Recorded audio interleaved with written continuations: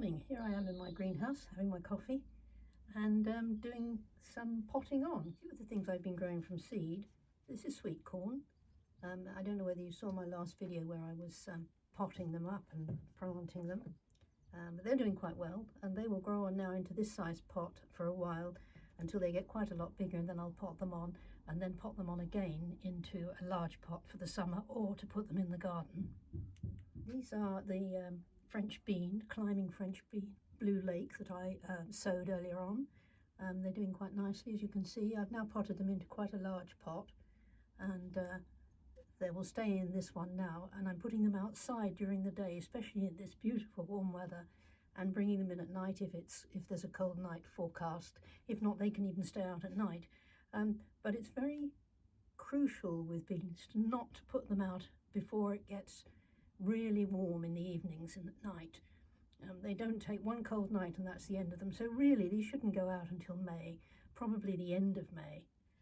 But then they will take off, and they're wonderful. These little French beans, the small French beans, are really tasty and sweet, and you can pick them really quite small. And last year we had a huge crop of them, and they'd only take up a small corner in the garden too. These are the tomato plants I've grown from seed. They're doing quite nicely too. At the moment, again, I'm putting them outside in the daytime when it's warm and sunny, and bringing them in at night. For a while, again, they can't go out until May, but when they do, we put them in a nice big pot or into the border or by a fence and tie them up, and I'll show you how to grow them as they grow on, and tell you about removing the side shoots to get a single stem so that you get a lot of fruit.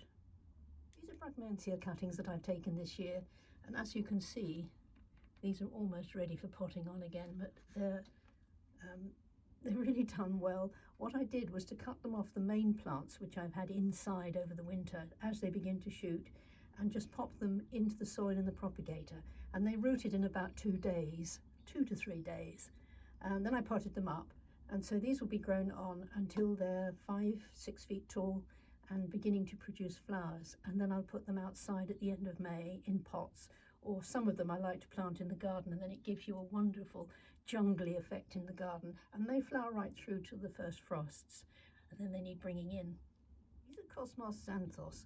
I've grown these from seed, and as you can see I've pinched out the tops so that I get a nice bushy plant. I don't want them just growing one tall stem with a flower at the top, and this way, as you can see, they're sending out side shoots, and each one of those side shoots will produce flowers.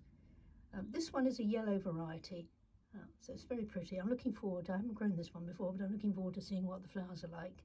So that's Cosmos xanthos.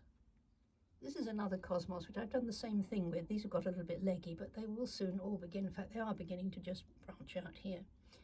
This one's Picotee. This is pale pink or white with a darker pink edge to it. It's a lovely plant, grows to about 5 feet, lovely in the cottage garden border, and the bees love the flowers. This is a bedding chrysanthemum. I've grown these from seed, and you can see how quickly they've grown, and they've been in the greenhouse all the time, and now I'm beginning to harden them off by putting them out on sunny days and bringing them in at night. But this one, no, I thought there were flower buds on it, but there aren't just yet. But they're really coming on nicely, and they're lovely in the border because they don't grow very tall, and this one has a cream flower on it, so it will go in with my blues and pinks and creams. So I'm looking forward to seeing what that does. This is Hosta June. This has been in a sunny corner, a warm corner all the winter, and as you can see, it's shooting beautifully. It's my favourite hosta. I've grown this one for years, and I actually won a prize with it in a local show where I grew it in a large terracotta pot, and the flowers are lovely. It's a pale lilac flower. I just love the leaf colours and the leaf shades, and this does very well in our garden. I stand it in a terracotta pot on gravel, on shingle, and it seems to deter the slugs, and we're organic here, so we don't use slug pellets, so hopefully it'll stay slug free this year as well. So that's Hosta June. Yellowstone Falls. This has been out all the winter. It's totally hardy, and this is rather a trailing variety, so it's nice for pots or baskets, but you can see it's already in flower. The flower is fairly insignificant, but it does produce flower for a long time, and the leaves are beautiful. Heucherella Yellowstone Falls. I'll show you this fuchsia. This is fuchsia thalia, and I grow this every year because it grows into a lovely shrub. But this one, as we've had such a mild winter, normally they die back, but this one has stayed in leaf all through the winter.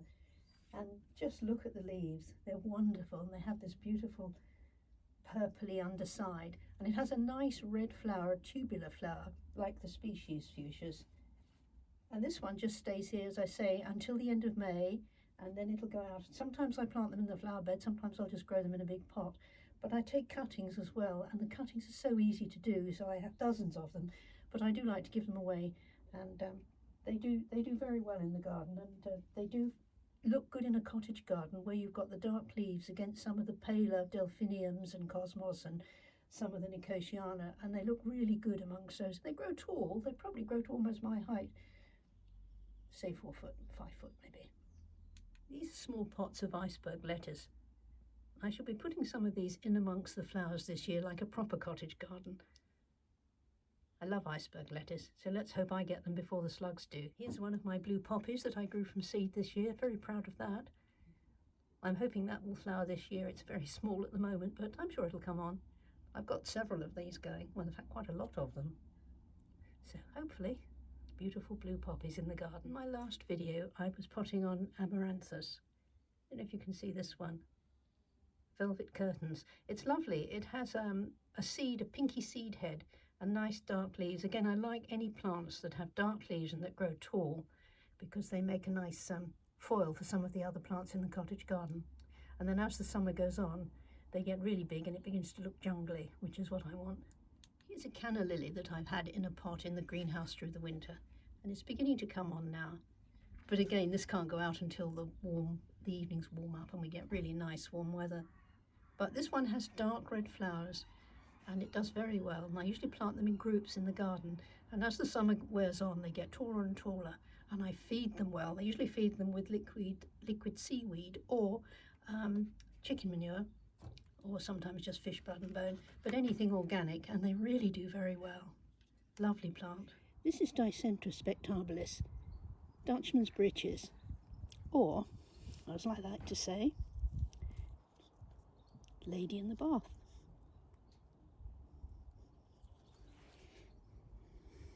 This is Clematis Francis Rivas, one of the macropatellas, spring flowering, and it does this every year, covers my fence.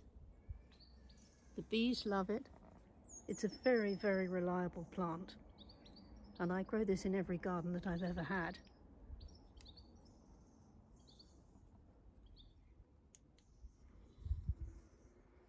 Here are my seedlings growing in these plastic greenhouses. These greenhouses are amazing. They're very inexpensive and they're absolutely ideal for hardening plants off.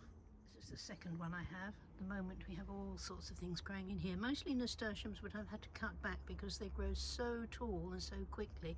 So these will be fine. I've just snipped them back. They'll all come back again. Here's another clem about to do its own thing. This one flowers at this time. It's got about another week before these flowers all open, but I'll show you another one when they're all open. It's an amazing plant. These are tree lilies. These are orange ones. They come up every year. They're a bit early this year, but there's a lot of them there. These grow to about 6 feet tall and they're a bright orange. They're lovely. And behind them, I've just put in some foxgloves. These are the foxgloves I grew from seed this year. And they're an apricot flower, so they should be nice right at the back of the border there. Ceanothus is now in full flower. This is Ceanothus trivillum, and it gets so tall. It's been here about 4 years, but it's developed a nice shape now, and we've trimmed it every year. You can see it's got quite a large trunk. But when the sky is like it is today, the blue mirrors the blue of the flowers. It's well worth having in any garden. It's a little bit large for my tiny garden, but it's so beautiful I wouldn't be without it. So the garden still has its winter plants covered.